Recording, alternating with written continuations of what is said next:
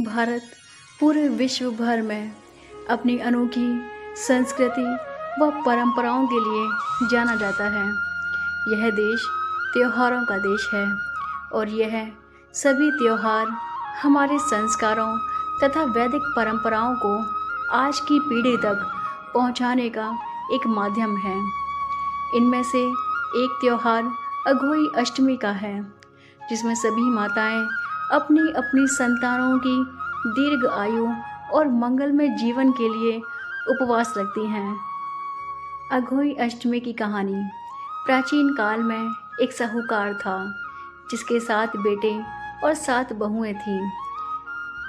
इस साहूकार की एक बेटी भी थी, जो दीपावली के अवसर पर ससुराल से मायके आई थी।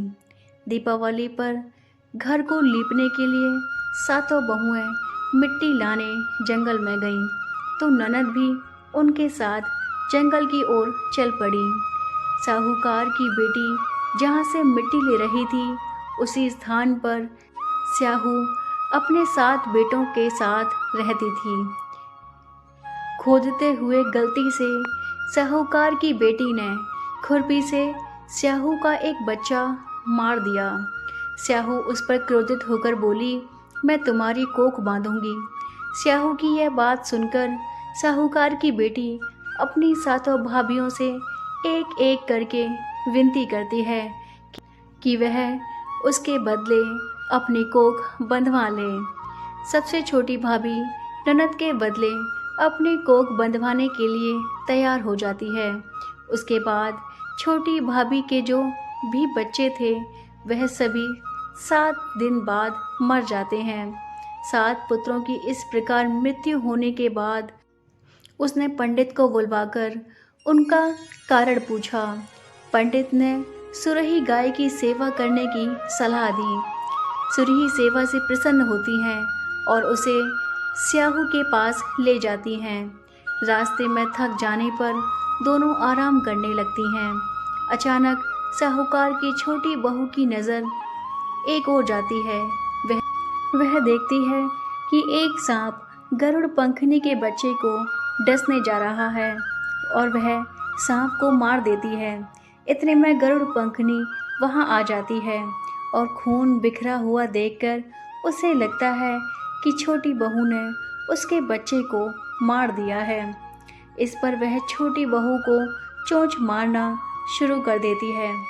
छोटी बहू इस पर कहती है कि उसने तो उसके बच्चे की जान बचाई है। गरुड़ पंखनी इस पर खुश होती है और सुरही सहित उन्हें स्याहू के पास पहुंचा देती है। स्याहू छोटी बहू की सेवा से प्रसन्न होकर उसे 7 पुत्र और 7 बहुएं होने का आशीर्वाद देती है। स्याहू के आशीर्वाद से छोटी बहू का घर पुत्र और पुत्र की बधुओं से हरा भरा हो जाता है।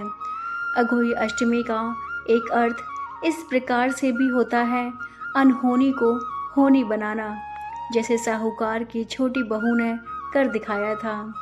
अघोई अष्टमी व्रत का महत्व जान लेने के बाद आइए अब जानते हैं कि इस व्रत को किस प्रकार किया जाता है।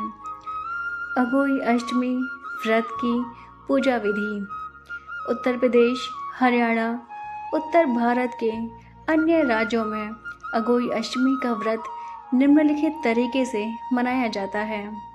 प्रातःकाल सूर्योदय से पहले सुबह जल्दी उठकर स्नान करने के बाद कुछ फल इत्यादि खाते हैं।